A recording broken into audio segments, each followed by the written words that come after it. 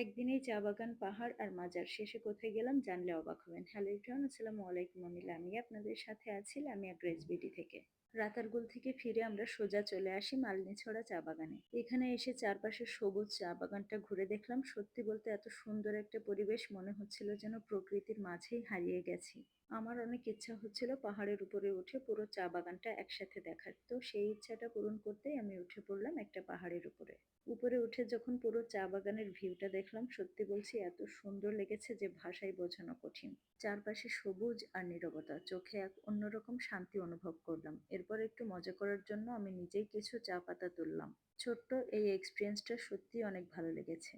চা বাগান ঘুরে আমরা সন্ধ্যার পর ফিরে আসি আর রাতে আমরা চলে যাই হজরত শাহজালাল রহমতুল্লাহ আলাইয়ের মাজারে। মাজারের ভেতরের পরিবেশটা আপনারা ভিডিওতেই দেখতে পাচ্ছেন। সেখানে গিয়ে আমরা হজরত শাহজালাল রহমতুল্লাহ আলাইয়ের ব্যবহৃত কূপের পানিটাও দেখার সুযোগ পেয়েছি। সবকিছু মিলিয়ে আজকের দিনটা ছিল খুবই সুন্দর, আলহামদুলিল্লাহ। এটাই ছিল আজকের ছোট্ট ঘোরাঘুরি। পরবর্তী ভিডিওতে আমরা কোথায় গিয়েছিলাম সেটাও খুব শীঘ্রই আপনাদের সাথে শেয়ার করব ইনশাআল্লাহ।